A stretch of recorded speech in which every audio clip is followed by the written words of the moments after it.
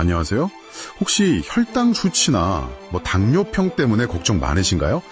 오늘 저희가 좀 깊이 파고들 자료는요.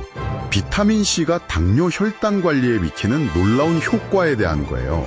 네, 우리가 보통 비타민C 하면 감기 예방 이 정도로만 생각하기 쉬운데 이게 혈당 조절에도 영향을 줄 수 있다. 이런 주장이 담겨 있더라고요. 맞습니다. 2019년 미국 당뇨병학회 발표 연구라던가 또 여러 논문들, 심지어는 2주 만에 혈당이 크게 개선됐다는 사례까지 근거로 지시하고 있어요. 네, 꽤 구체적인 근거들을 들고 있죠. 네.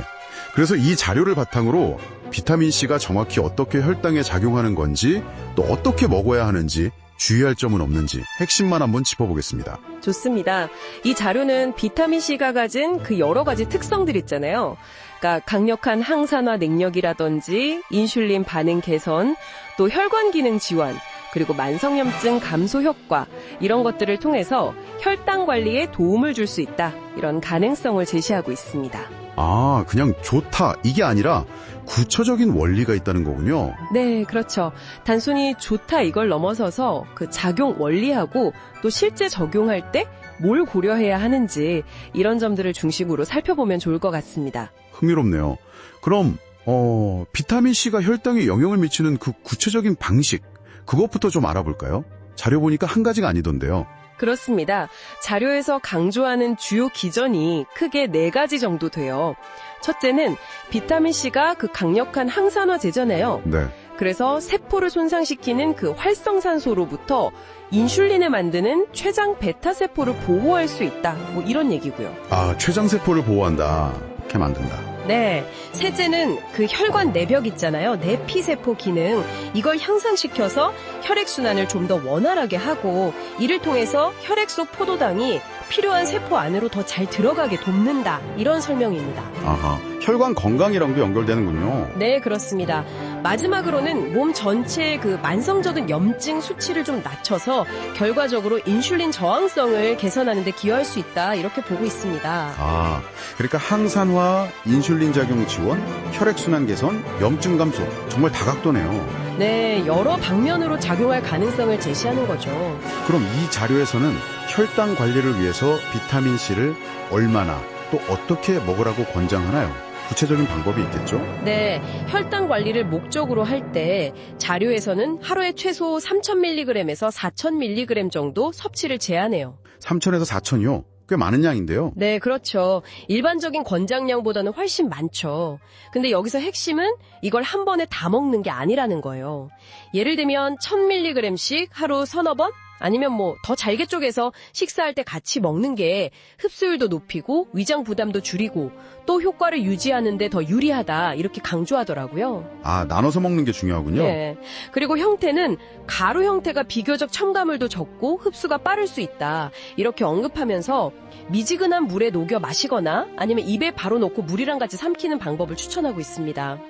하루 3,000mg 이상이면 일반적인 비타민C 권장량이랑 차이가 좀 큰데 이렇게 고용량을 먹어도 괜찮을까요? 부작용 같은 거요? 주의할 점도 좀 짚어주시죠. 아, 네. 그거 아주 중요한 질문입니다. 자료에서도 이 부분을 명확히 하는데요. 갑자기 많은 양을 섭취하면 설사라던가 배가 좀 더부룩하다던가 이런 위장장애가 흔하게 나타날 수 있거든요. 그럴 수 있겠네요. 네. 그래서 처음에는 한 500mg씩 하루 3번 이 정도로 시작해서 몸이 적응하는 걸 보면서 점진적으로 용량을 늘려가는 그런 단계적인 접근을 권장합니다. 아, 서서히 늘려가라. 네.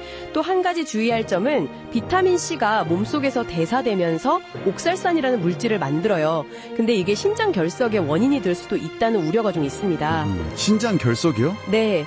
그래서 이걸 예방하려면 하루에 물을 한 2.5리터에서 3리터 정도 충분히 마시는 게 중요하다고 하고요. 물을 많이 마셔야 하는군요. 네, 그리고 가장 강조하는 건데요.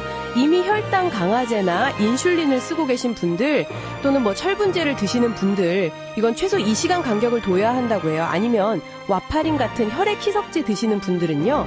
반드시 주치의 선생님하고 상의해서 비타민C 복용 여부랑 적절한 용량을 결정해야 한다는 겁니다. 절대로 임의로 판단하면 안 됩니다. 네, 그 점은 정말 중요하겠네요. 의사상담 필수. 자료에 나온 실제 사례들도 좀 인상 깊었어요. 3주 만에 식후 혈당 수치가 40이나 낮아졌다는 분도 있고, 네네. 아침 컨디션이 좋아졌다는 분, 만성 피로가 좀 덜하다는 분, 심지어 3개월 만에 당화혈색소 수치가 7.5%에서 6.8%로 떨어졌다는 분도 있었죠. 그렇죠. 그런 사례들이 언급되죠. 보면 꾸준히 실천하는 게 중요한가 봐요. 맞습니다. 이런 사례들이 비타민C의 어떤 잠재력을 보여주는 예시일 수는 있겠지만 동시에 자료에서는 이게 절대 만병통치약은 아니다. 그리고 건강한 식단 관리나 규칙적인 운동, 또 의사가 처방한 약물 치료를 대신할 수는 없다. 이렇게 분명히 선을 긋고 있어요.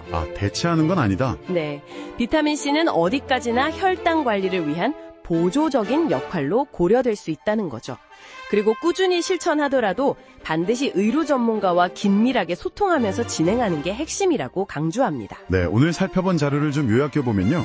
비타민C가 항산화 작용, 인슐린 감소성 개선, 혈관 기능 지원, 염증 감소, 이런 다양한 기전을 통해서 혈당 관리에 긍정적인 영향을 줄 가능성이 있다.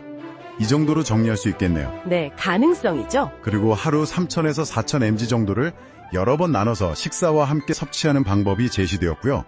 하지만 위장장애나 신장결석 같은 부작용 가능성이 있으니까 점진적으로 용량을 늘리고 물도 충분히 마셔야 하고 특히 기존에 질환이 있거나 특정 약물을 복용 중이라면 반드시 의사와 상담해야 한다는 점, 이거 정말 잊지 말아야겠습니다. 네, 맞습니다.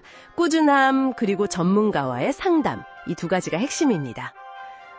마지막으로 이 자료를 통해서 한 가지 좀 더 생각해 볼 질문을 던져드리고 싶은데요. 네, 어떤 걸까요? 흔히 혈당 수치를 넘어서서 장기적으로 봤을 때 우리 몸에 다른 건강 지표들 있잖아요. 예를 들면 심혈관 건강이라든지 전반적인 면역 기능 같은 부분들에는 또 어떤 잠재적인 영향을 미칠 수 있을까?